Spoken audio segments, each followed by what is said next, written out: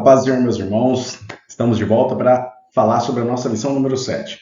E se eu tinha bastante coisa a dizer sobre os homens na aula passada, nós temos agora a falar sobre as mulheres. E a gente vai atingir o público feminino com mais força nesta aula. Então, convido você a ficar comigo para que a gente possa descobrir essa questão da feminilidade bíblica.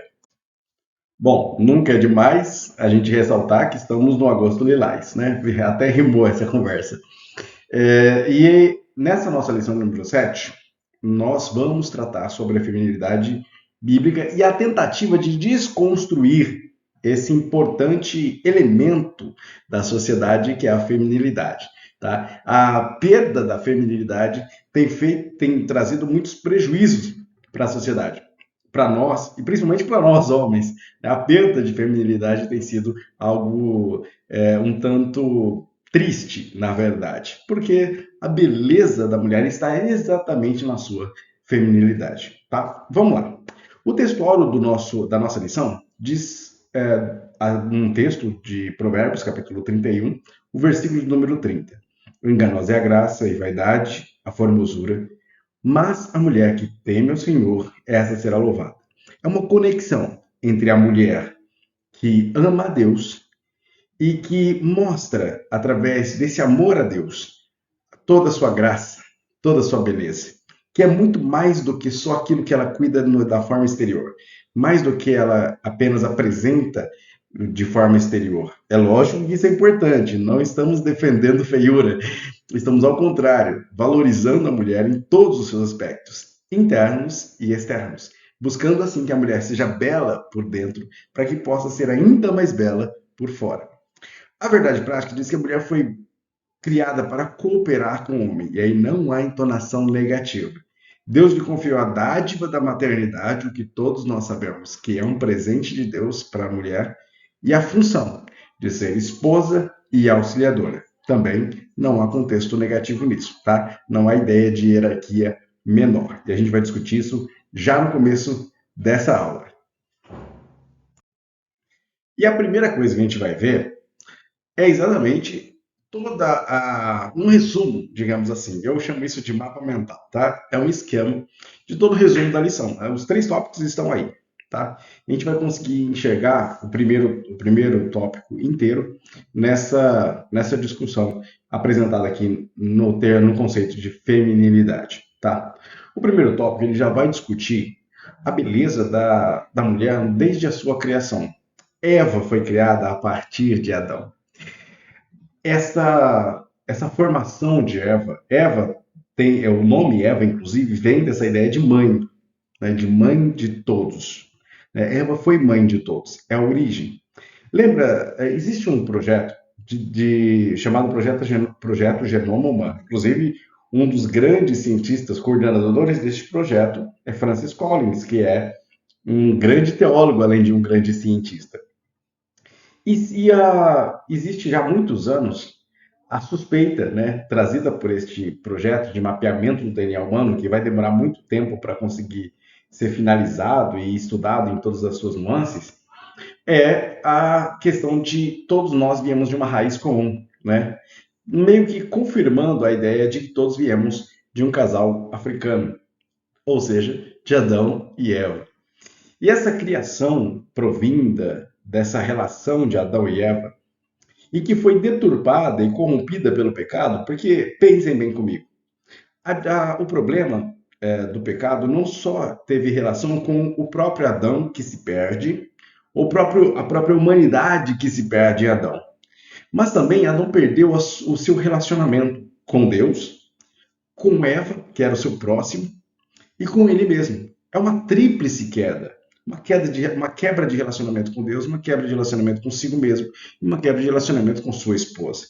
É por isso que há um conflito, de certa forma, e um desejo durante a história da humanidade de dominação um contra o outro.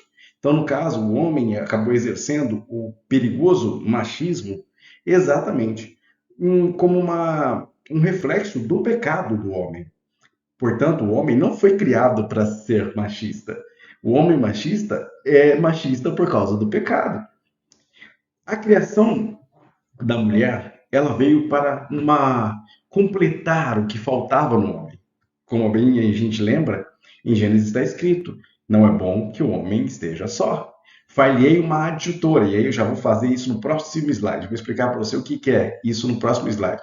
Mas é essa mulher, Eva, que Deus dá como suporte, como um completar do homem, e isso gera filhos, gera frutos, que são os filhos, que é a família. Há tentativas de desconstruir esse complemento que faz com que o homem seja completo. O homem aí não no sentido de macho, mas no sentido de humanidade. Que o ser humano seja completo. O ser humano é só completo em família.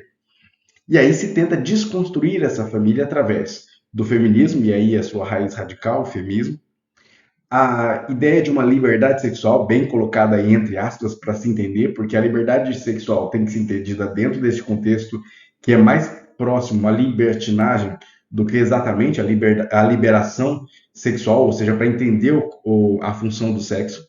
E há um ataque direto contra a família. E aí, quando você ataca a família, você ataca a base da sociedade e desconstrói a sociedade. Assim como a gente disse nas outras aulas, facilita a dominação através da divisão. Ou seja, o princípio já cesário, né? O princípio que vem lá de César, dividir para conquistar, é um princípio já aplicado também por esse movimento feminista de ala radical, principalmente o sul-americano, né? O feminismo americano e o feminismo brasileiro, tá? Então, nós temos essas sub-raízes do feminismo. Além disso, a gente tem na Bíblia o nosso referencial, inclusive de feminilidade, que é a mulher de Provérbios 5:1. E a gente vai ver que ela tem muito de empoderada, muito de forte, muito de virtude, muito de beleza. E aí a gente vai tentar entender qual que é essa mulher empoderada que é retratada em Provérbios capítulo 21. É esse o objetivo da nossa aula de hoje. E a partir da criação, a partir do momento em que Deus criou Eva e da costela de Adão, né, nós podemos entender isso literalmente, ou seja, uma cirurgia em que Deus utiliza a costela de Adão, ou podemos entender isso metaforicamente, porque podemos entender Deus retirando do DNA de Adão a raiz de formação da mulher. Porque Deus criou Adão, mas Deus formou Eva. Ou seja, Deus cria Adão, o verbo barar, criar do nada. Deus cria Adão do barro, com suas próprias mãos. E de Adão, ele tira a raiz que vai formar Eva. Né? Ou seja, Eva já existia em Adão. Né? É por isso que ele diz: você é osso dos meus ossos, carne da minha carne. Você será chamada varoa, porque do varão foi tomada. Ou seja, você nasceu de mim, você é parte de mim. E assim, o casamento tem que ser entendido como como um completar de almas e de corpos. Ou seja, se eu caso só com o corpo da minha esposa, eu vou ficar refém do ciúme, que tenta prender o corpo, e eu não vou dar a ela alimento para a alma dela, assim como ela não alimenta a minha alma. Um casamento, ele tem uma completude de corpos e de almas. Assim como o sexo é importante no casamento, também o ajudar, o mútuo carinho, o mútuo amor, a mútua compreensão, o diálogo é importante porque é um alimento para a alma. O casamento não é um casamento, uma junção só de corpos, mas uma junção principalmente de almas. Mas nós não vamos falar de casamento, vamos falar da mulher. E essa adjutora é alguém que está ao lado, que lhe corresponda, que esteja diante dele. Esta é a ideia. As traduções de tradução dinâmica, né, as NVI, NTLH, as traduções que têm essa base de tradução dinâmica, e a exegese, portanto, ela é feita, né, nesse sentido, trazem muitas vezes a pessoa que lhe corresponda, que esteja como que diante dele, ou seja, que esteja sempre perto dele, esteja do lado, que caminhe junto, que tenha o mesmo propósito, que olhe para o mesmo lugar. Esse é o objetivo do auxiliar, ou como auxiliadora e como correspondente, como adjutora. O objetivo aqui não é colocar a mulher num patamar abaixo do homem, num degrau menor. Muito pelo contrário. Os dois caminharão juntos porque são equiparados, hierarquicamente equiparados. Estão juntos. A questão é que eles se correspondem. Portanto, um complementa o outro naquilo que tem de função e de papel dentro dessa relação, dentro desse casamento. O homem tem força física, portanto é ele que cabe a proteção. A mulher tem força psicológica, por isso cabe ela o amparo. Então cada um tem uma função e papel. A gente vai definir isso no próximo slide. Mas a mulher trouxe essa dádiva de ser aquela que ampara, que equilibra, que abraça, que corresponde. É ela que completa o homem. O homem estava vazio e só antes da chegada de Eva. Não é bom que um homem esteja só. Por isso, a mulher foi um presente para Adão. Eva foi aquilo que completava Adão, assim como a nossa esposa tem que ser aquela que completa nós. Portanto, esquece esse negócio de que a mulher está submissa porque ela está um degrau abaixo. Muito pelo contrário. A mulher está sob missão, a mesma missão, olhando para o mesmo lugar, do lado, sendo auxiliadora, cooperadora, estando junto com o homem, fazendo a mesma coisa, tendo o mesmo poder. Não existe hierarquia aqui. Vamos para você entender melhor isso no próximo slide. Olha isso aqui. O próprio autor, ele escreve uma coisa bem interessante. Está bem aqui. Ó. Eu vou pegar a caneta iluminadora aqui. Ó. No ato criativo, a imagem divina foi distribuída sem distinção entre eles, fazendo iguais diante do Altíssimo. Adão e Eva foram criados iguais em pessoalidade, valor, honra e respeito.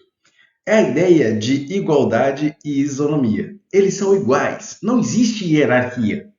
Homem e mulher não estão num patamar diferente. Os dois são literalmente iguais. Porém, há isonomia também. E o que é isonomia? Lembremos de Rui Barbosa, meus amigos do direito. Lembremos aí da nossa Constituição Federal. O princípio da isonomia é a ideia de que os iguais são tratados de forma igual e os desiguais de forma desigual nas medidas das suas desigualdades. E com isso, o que isso quer dizer?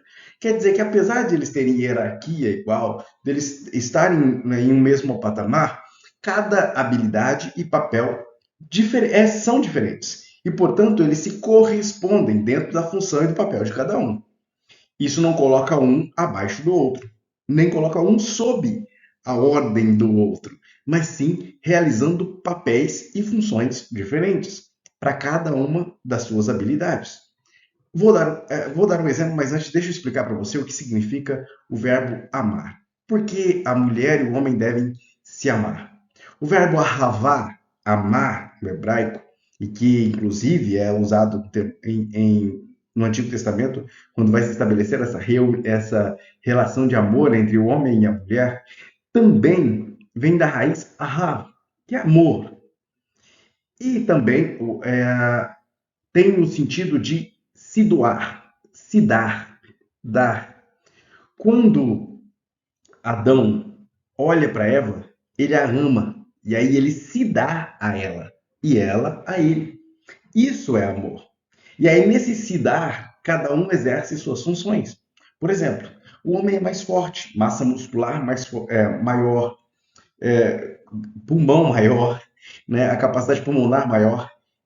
Todas essas relações físicas do homem o faz ter o direito e a obrigação de proteger. Portanto, você, homem, não tem que ser sensível, vulnerável, todo dodóizinho, cheio de Nutella em todo canto do rosto e do corpo. Não, você tem que ser forte, você tem que ser, sim, invulnerável na proteção da mulher e dos seus filhos. Então, para com essa palhaçada. Eu tenho que ser vulnerável. Não tem que ser nada. Você pode chorar? Claro que pode. Você pode sofrer? Claro que pode. Você pode sorrir? Claro que pode. Mas a sua obrigação é ser forte. E deve ser mesmo. Você é macho, cara. Você é homem. Você deve, você precisa. Engole o choro e vai proteger sua mulher. Engole o choro e vai proteger seus filhos. Porque eles dependem de você. Então é a sua proteção. É o seu papel. Proteção física. Porém, a mulher tem proteção emocional. É ela quem protege o marido emocionalmente. Porque o homem é um ser que se move muito pelos seus instintos. É a mulher que traz ele para o centro. Nossa, quem é casado sabe muito bem disso. Quantas vezes a mulher precisa puxar você para o centro? E é você que vai muito pelo impulso, muitas vezes. A mulher tem todos os seus desequilíbrios e hormonais e tudo mais, mas a parte emocional dela é ela que abraça, que cuida, é ela que tem o senso maternal, não só para com seus filhos, mas também para com seu marido. Quantas vezes a mulher presta esse apoio maternal ao marido? Nas dificuldades da vida, nas dificuldades do relacionamento, nos declives e aclives que vivemos de nosso dia a dia, no nosso cotidiano. E ter uma mulher que seja que dê essa proteção emocional é uma dádiva, é um presente. Faz parte da feminilidade da mulher e é um dom que a mulher tem. Um dom que o homem não tem. O homem não sabe lidar muito bem com suas emoções conflitantes. A mulher, ela chora, ela grita, ela se expande, mas ela lida com aquilo. E muitas vezes é ela quem vai dar esse suporte para o homem. O homem é provedor do alimento, e ainda que a mulher trabalhe, ainda que exista esse papel muitas vezes de divisão, a mulher é a provedora do cuidado. A mulher, por mais que seja uma mulher empoderada e que trabalhe, que tenha funções, ela sempre pensa no cuidado do marido, dos filhos.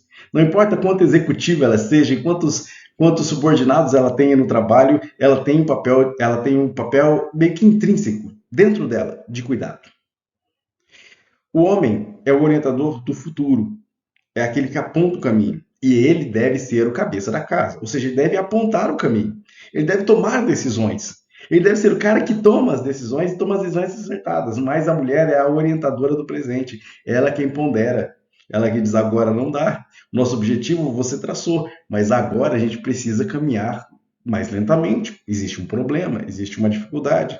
A gente precisa reordenar como a gente vai fazer. É ela quem pondera, é ela quem diz: a gente está nesse diagnóstico, nessa situação. E ele diz: então a gente vai fazer tal coisa para superar isso. A função de dizer para onde a gente vai é dele, mas a função de diagnosticar, quem tem a capacidade de ver, é ela. O direcionador da decisão, como eu disse, é ele. E ela faz o balanço. Ela é capaz de colocar as coisas nos devidos lugares e fazer muitas vezes o homem enxergar aquilo que ele não está enxergando. Principalmente quando o homem é tolo o suficiente, né, de dizer: não, eu sei o que eu estou fazendo, pode deixar, eu sei o que estou fazendo. E a mulher diz: será? Tem tal coisa, olha, você não percebeu aquilo. Ó, a gente está perdido. Não é melhor perguntar para alguém? Esse papel é que integra, que completa o casal. O homem tem a liderança sacerdotal. Cabe a ele orar pelos filhos. Cabe a ele direcionar a igreja. Cabe a ele liderar a igreja. E mulher tem uma função de liderança espiritual.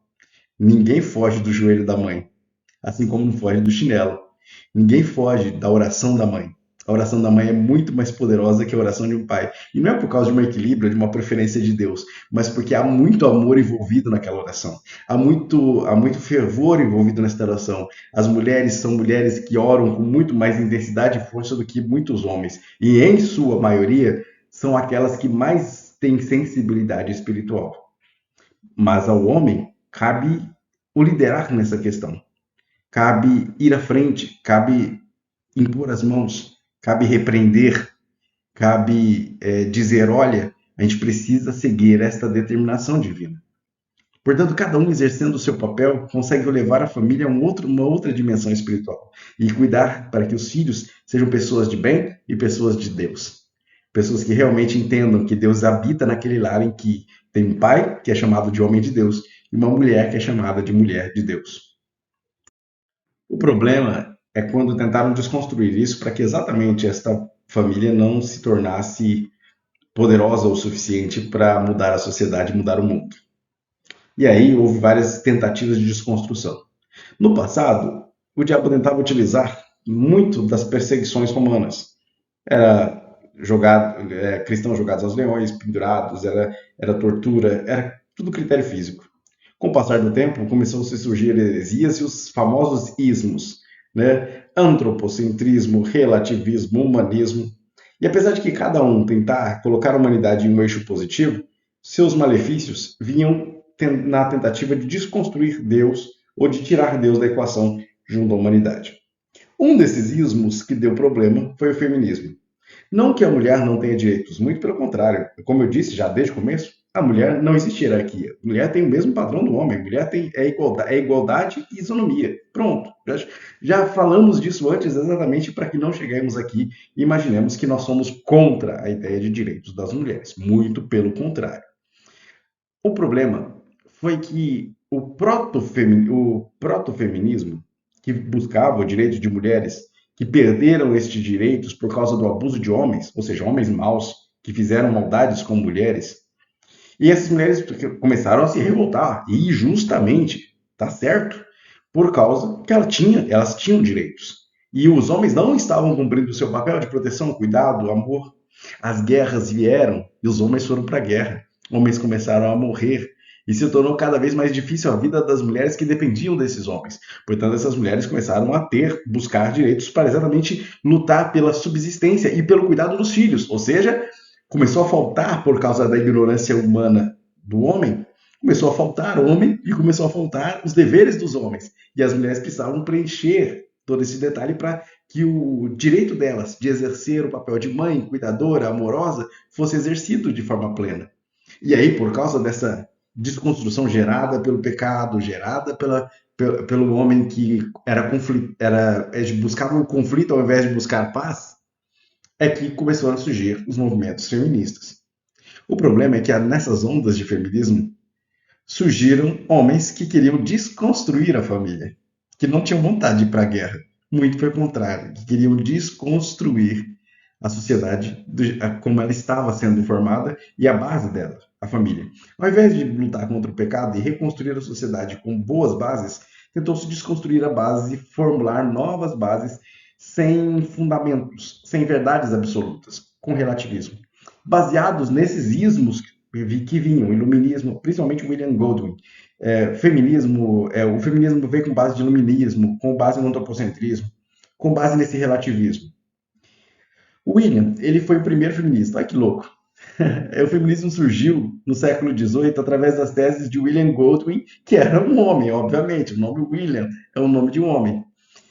Esse primeiro feminista, ele militava contra o casamento, contra a ideia de monogamia e contra as estruturas tradicionais. Para quê? Para que ele pudesse explorar mais mulheres, para que ele tivesse mais acesso a mais mulheres.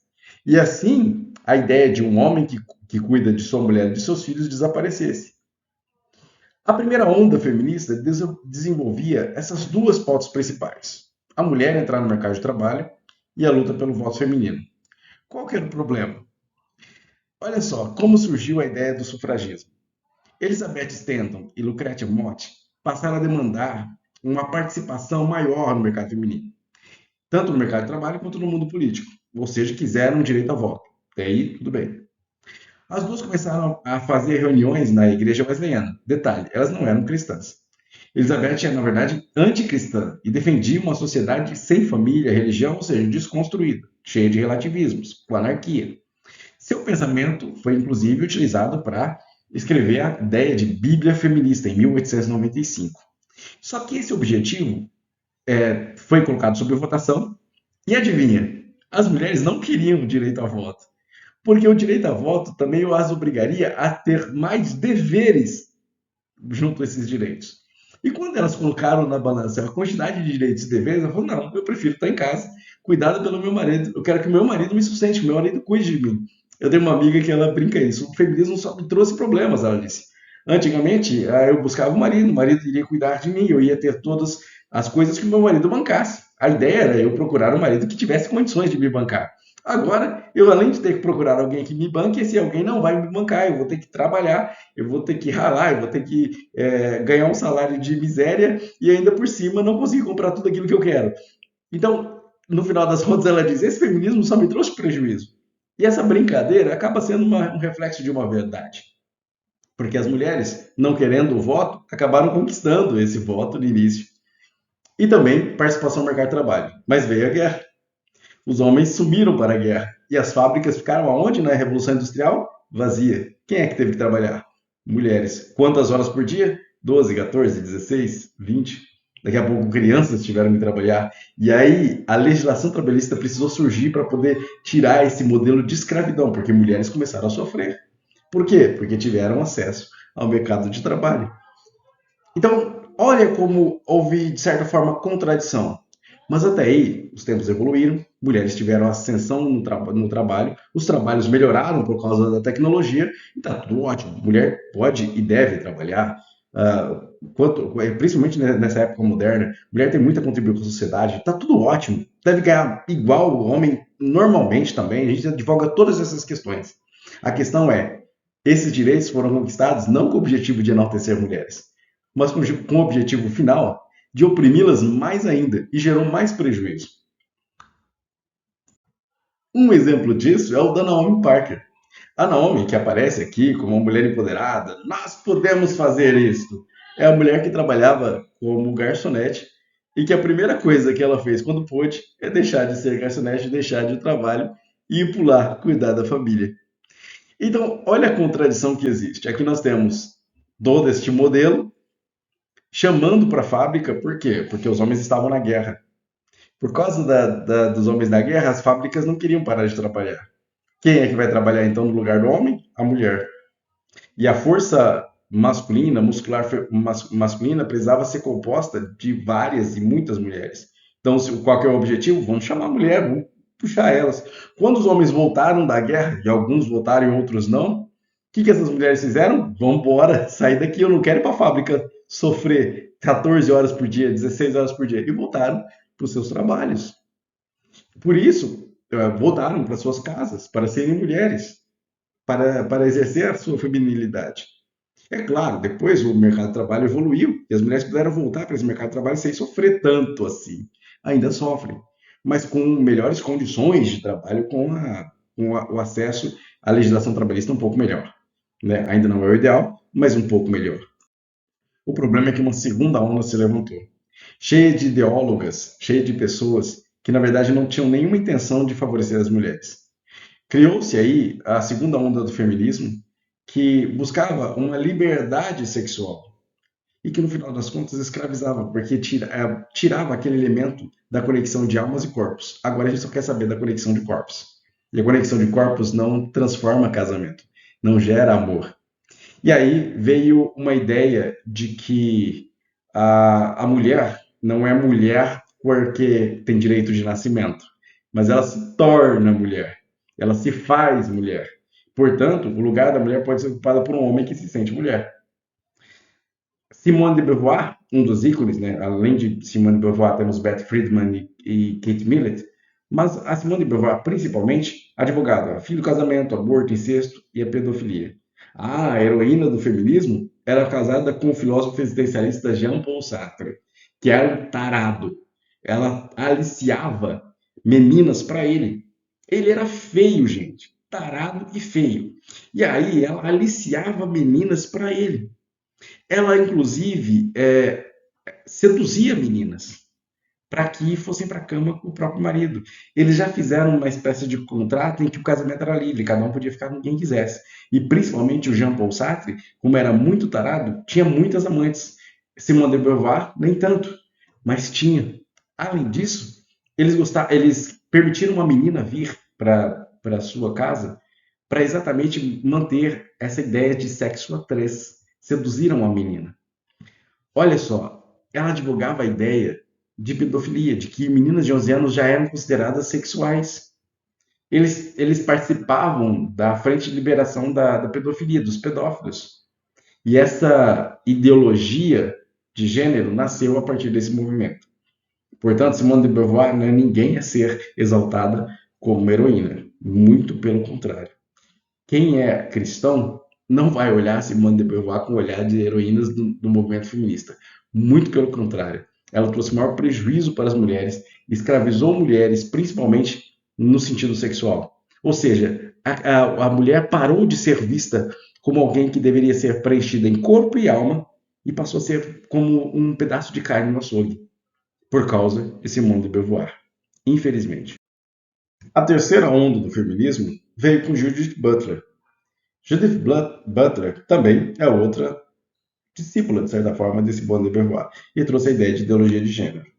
Nesse feminismo radical, porque assim, o verdadeiro feminismo, ele busca alcançar os direitos e a melhoria de qualidade de vida das mulheres, para que sejam entendidas como elas devem ser, equiparadas aos homens, iguais, sem hierarquia e com direitos dentro da sua isonomia. Ou seja, a mulher precisa ter licença maternidade maior do que a licença paternidade. Deve haver o cuidado maior com as mulheres. A saúde da mulher deve ser privilegiada por causa das suas desigualdades. Isonomia. Mas o que acontece no feminismo é o contrário. A mulher precisa dominar o homem, precisa ser superior ao homem. O homem é um patriarca machista. E isso gera, portanto, um sentimento negativo de guerra entre os sexos. Aí o homem, na revolta, entende a mulher como um pedaço de carne e não como uma alma. E a mulher entende o homem como um sistema de provisão, como um pedaço de banco, ou como alguém a ser manipulado, ou pior, como alguém a ser destruído, já que ele é um potencial estuprador, um potencial assassino ou feminicida. Então, essa guerra de sexos vem principalmente por causa uma má visão do feminismo. A gente não precisa de feminismo para valorizar as mulheres. Muito pelo contrário. A gente precisa só das mulheres e dos homens, principalmente da luta contra o pecado.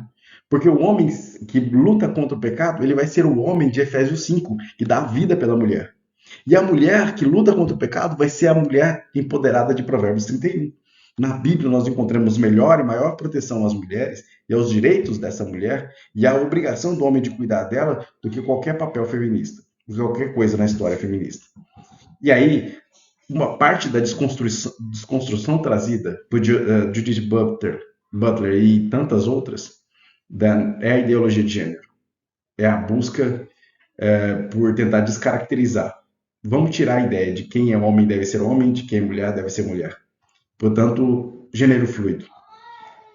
São 72 no Brasil, tipos diferentes, até onde eu lembro. Né? Até o ano passado, quando eu vi isso, 72. Nova York vai lá e cria 24 tipos. O Brasil vai lá e inova. Não, a gente não quer 24, tem 72 tipos diferentes de pessoas, de identidades. Comportamentos, você pode ser o que você quiser. De novo, a gente não está aqui para gerar preconceitos nem para nenhum tipo de discurso de ódio. Muito pelo contrário. A igreja recepciona. A igreja abre os braços para receber, independente de qualquer visão. A questão maior é que no contexto cristão não podemos aceitar toda essa fluidez. Não podemos aceitar toda essa ideia de que você está fora do contexto do qual fomos criados. Macho e fêmea o criou. Então, o seu contexto biológico é independentemente do seu comportamento ou crença. Você não consegue negar isso. Se você quer ter um gênero, uma identidade diferente, isso é um problema seu. Mas não acredite isso ao Criador. Não diga que o teu Criador criou você assim. Não criou. A Bíblia diz isso.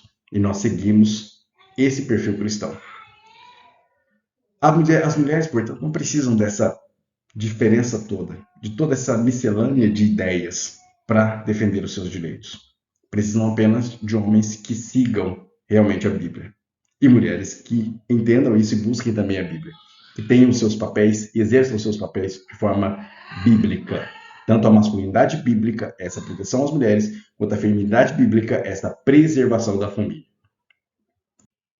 Por fim, meus irmãos, eu quero encerrar isso aqui, né, já dizendo e antecipando, de novo, reprisando a vocês que não precisamos de feminismo para valorizar as mulheres, precisamos disso aqui, ó, feminilidade bíblica. Precisamos da mulher empoderada como a mulher de Provérbios 31. E quem é a mulher de Provérbios 31? Mulher virtuosa. Quem achará seu valor muito excede ao de rubis? Ela é preciosa. A mulher é preciosa e ela é enxergada assim na Bíblia. Ela não é enxergada como um pedaço de carne, como o feminismo quer fazer parecer. A mulher não é valorizada apenas pelo seu corpo, mas por tudo que ela é. Portanto, a mulher de Provérbios 31, ela é preciosa pelo que ela é, e não só pelo que ela aparenta. O coração do seu marido está nela confiado, assim ele não necessitará de despojo. Ele não precisa buscar lugar em nada lá fora. Ele não olha para outra mulher, porque ela é suporte emocional e ela o completa. É ela quem cuida dele e é ele que tem a missão de protegê-lo. Ela só lhe faz bem e não mal todos os dias da sua vida. Ela é amável, ela é fiel. A mulher de Provérbios 31, ela ama seu marido. Ela ama seus filhos. Ela busca agradá-lo e ele, em contrapartida, entrega para ela todo o seu coração. Ele sabe que não há melhor lugar do que o colo dela, do que o amor dela, do que o cuidado dela. Busca lã e vi, trabalha de boa vontade, como um navio mercante, levanta-se à noite, examina a propriedade, cinge os lombos com força. Ela é forte, fortalece os seus braços, ela não descansa, ela tem capacidade, ela vê que é boa a sua mercadoria e a sua lâmpada não se apaga de noite. O que é isso? Ela é animada, amorosa, ela é otimista, ela é empreendedora, ela é empoderada. Você não vê aqui proibição do marido. Você não vê o marido manipulando, você não vê o marido colocando qualquer tipo de cabresto. Nós vemos uma mulher forte, empoderada, que cuida dos seus próprios negócios em Provérbios 31. É essa mulher que estende as mãos no fuso e as suas mãos pegam na roca. O que isso quer dizer? É uma mulher que fabrica sua roupa. Ali naquele tempo, roupa valia muito dinheiro. E essa mulher é a mulher que empreende, é a mulher que faz. É a mulher que não fica esperando dos outros. É a mulher que coloca a mão na massa. Nós estamos falando de uma mulher que hoje é chamada de empoderada. Uma super mulher. Uma verdadeira Wonderful Woman. Uma verdadeira Mulher Maravilha. Abre sua mão ao pobre. Estende as suas mãos ao necessitado. Ou seja, caridosa. Não teme a neve na sua casa, porque sua família está vestida de escarlate. Ela é corajosa, ela é prevenida. Faz para si cobertas de tapeçaria, se vestida de seda e púrpura. Seda e púrpura eram caros, ela está bem cuidada, ela se cuida bem, ela se valoriza. Seu marido é conhecido nas portas e assenta-se entre os anciãos da terra. Ou seja, ele é um cara que se tornou famoso por causa dessa mulher. Ela elevou o marido. Ela colocou ele num lugar e ele tem que corresponder. Ele é obrigado a corresponder, cara. E você tem que ser o cara de Efésios 5, porque ela é a mulher de Provérbios 31. Se você quer uma mulher de Provérbios 31, seja um cara de Efésios 5. Se você não sabe o que é Efésios 5, assista a nossa aula anterior, tá? A força e a honra são seu vestido, e ela alegrará com o dia do futuro. Ela é símbolo de força e virtude. Abre a sua boca com sabedoria, e a lei da beneficência está na sua língua. Ela é inteligente, ela é amável, ela é caridosa. Ela está atenta ao andamento da casa, não come o pão da preguiça, ou seja, é uma mulher que ela é metódica, ela cuida das coisas, ela sabe cuidar, ela sabe gerenciar, ela é uma ótima gerente. Levanta seus filhos e os seus filhos chamam-no de bem-aventurada, seu marido também, ele a louva, ela é admirada. Essa é a mulher de Provérbios. Tem um. Muitas filhas têm procedido virtuosamente, mas tu és de todas a mais excelente. Ela é uma ótima filha, ela tem relacionamento familiar positivo, ela tem bases familiares positivas. E aí, ela vai formar bases familiares positivas. Dá-lhe do fruto de suas mãos e deixa o seu próprio trabalho louvá-la nas portas. Ela é reconhecida. Essa é a mulher de Provérbios 31 e esse é o parâmetro de feminilidade bíblica. É alto? Sim, claro, o de Efésios 5 é alto para os homens, é pesado. Não é fácil alcançar esse padrão, mas esse é o padrão que a Bíblia tem mostrado que tem futuro, que tem fruto, que dá fruto, um padrão de excelência. Mulher, busque ser uma mulher de Provérbios 31 e você vai ver que você vai alcançar, sim, também, não só o status de bem reconhecido, mas também atrairá homens de Efésios 5. Atrairá homens que vão valorizar você, cuidar de você, proteger você, dar a vida por você. Primeiro seja, assim como eu digo para os homens, seja o homem de Efésios 5, dê sua vida, ame a sua mulher como Cristo ama a igreja, para que você atraia essa mulher para você, seja também mulher, a mulher de Provérbios 31, para atrair este homem que também seja capaz de dar a vida por você. Amém? Espero que assim nós tenhamos fechado um casal e uma base familiar sólida, em que tenhamos aí duas pessoas maravilhosas que se unem de corpo e alma, que geram filhos e frutos positivos que são herança do Senhor, como diz o Salmo 127. E também que tem um Deus por cima, cuidando de todos neste guarda-chuva de proteção, nesta mão poderosa, nesta sombra do Altíssimo. Amém? Que Deus abençoe e até a próxima aula, que também vai ser polêmica. Deus abençoe, meus irmãos.